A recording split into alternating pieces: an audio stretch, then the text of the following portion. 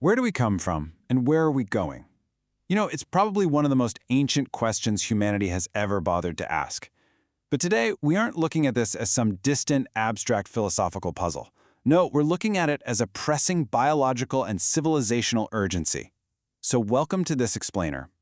Today, we're going to unpack a truly profound academic white paper by Dr. Bichara Sahely. It's a framework that essentially grounds the entire future of human civilization in the nitty-gritty biology of how we live, how we connect, and ultimately how we survive. Here's our roadmap for today. We'll start with Part 1, the human question, move into the origins of living together, and then explore the cultural womb. After that, we'll hit the 4 civilizational traps, look at the power of reflection, and finally, wrap things up with the great corrective. Let's get right into it. Okay, let's dive into this. Section 1. The human question. Where do we come from and where are we going? When we ask ourselves, where do we come from and where exactly are we headed, we usually try to sort of step outside of reality to find the answer, right?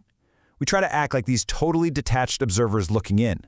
But Dr. Sahely, building on the incredible work of biologists like Humberto Maturana, reminds us that we absolutely cannot answer this from outside of life. We are asking this question as living, breathing beings. Think about it. We breathe before we explain anything. We feel things way before we theorize about them. We are already deeply biologically involved in this world we're trying to understand. And that brings us to a foundational rule of this whole explainer. The future, it isn't some predetermined destination just waiting for us down the road. It's the direct result, the drift, of what we are actively keeping alive right this very second. Civilizations go where their conserved distinctions take them. Now, a distinction is really just a behavior, a rule, a value, or an institution that we actively uphold. So, if we continuously conserve fear, well, our future drifts straight toward fear. But if we conserve ecological repair, we drift toward life. We are quite literally generating our final destination today. This brings us to Section 2, Origins of Living Together, the biological foundation. Before we are rational or economic or political beings, we are first and foremost living beings. But here's the catch. We are never actually isolated. Dr. Sahely introduces this absolutely vital biological concept called the UDION. It stands for the Organism Niche Ecological Dynamic Unit.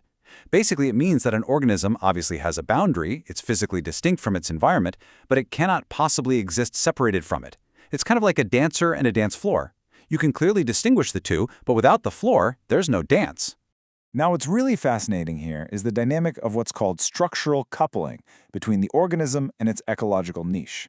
You see, the environment doesn't just dictate what the organism does, and the organism certainly doesn't exist independently. Instead, they undergo this shared history of mutual perturbation and congruent change. Basically, they change together over time in a completely synchronized evolutionary drift. Living itself is simply the conservation of this beautiful operational coherence between an organism and its niche.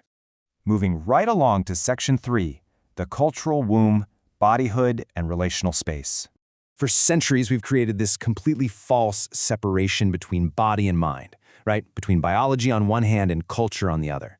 But Dr. Sahely, channeling the brilliant work of Ximena Dávila, introduces this concept of cultural biology. And hey, the hyphen there is absolutely crucial. It shows us that biological living and cultural living intertwine dynamically. Sure, we can separate them for the sake of a conversation, but you cannot sever them in real life. Your physical bodyhood directly shapes your relational possibilities, and your relational living reshapes your biology right back. And this brilliantly illustrates that recursive interplay. Humanness didn't actually originate from domination or conquest or some kind of cold, abstract calculation. It originated in love, in play, and in languaging. There's some groundbreaking research on early mother-child play that shows how physical intimacy, tenderness, and shared coordination actually physically shaped our evolutionary lineage. A child literally learns their own body and creates their sense of self-distinction through touch. This means we are quite literally born out of a biological womb directly into a cultural one. Language isn't just a way to transfer data, it's a fundamental way of living together. Which brings us to Section 4, 4 civilizational traps, whither go? Because we really have to ask, what happens when that cultural womb becomes toxic?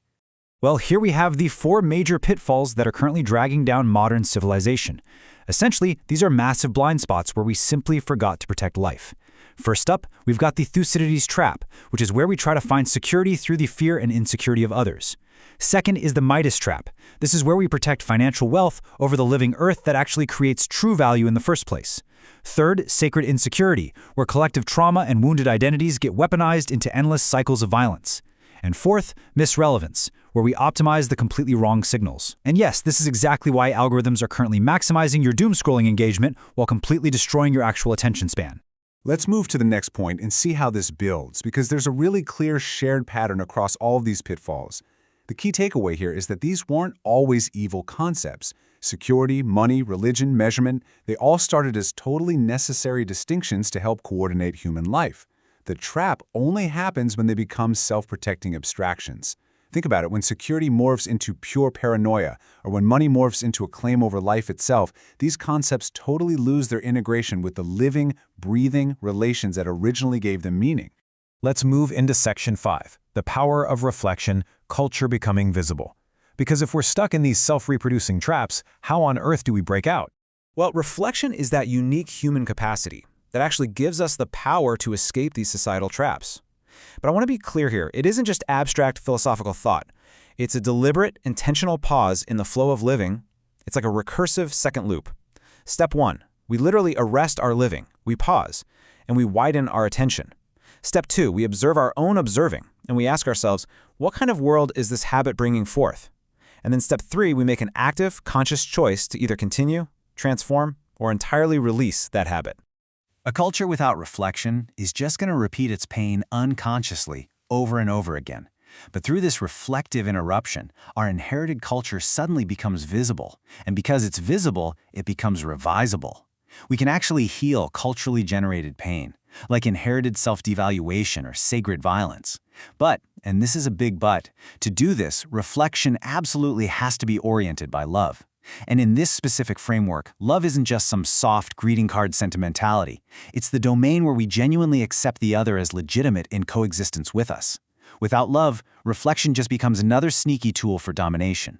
And that leads us to Section 6, the great corrective, conscious conservation. This is really the climax of Dr. Sahely's framework. So the absolutely crucial point here is this. The great corrective is not about just tearing down civilization. We don't need to go abolish all boundaries or laws or economics or security, but we absolutely must consciously return them to the service of protecting life. We have to transform false conservation into life-coherent conservation.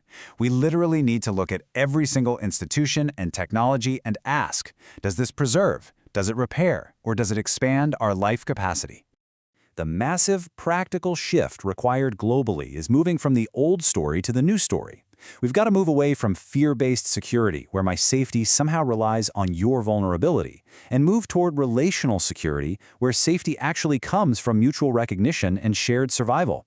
We have to shift from extracting from the life ground to actively regenerating the life ground. It's a fundamental transition from using money value as our master metric to using life value as our master metric. And honestly, this brings our whole narrative full circle. Do you remember that opening quote? We go toward what we conserve. Our destiny isn't just written in the stars somewhere. It is entirely 100% shaped by the values, the habits, and the distinctions we choose to uphold right now, today. If we decide to conserve fear and misrelevance, we're just going to get organized disintegration. But if we choose to conserve reflection, self-respect, and ecological repair, well, a completely new future opens up. Which leaves us with one final, ultimate, and frankly provocative question. How do we want to live together? Because your daily choices, the conversations you're having, the systems you quietly tolerate, they are all answering this question. And your answer is directly generating the future of humanness. So, what manner of living will you choose to conserve today?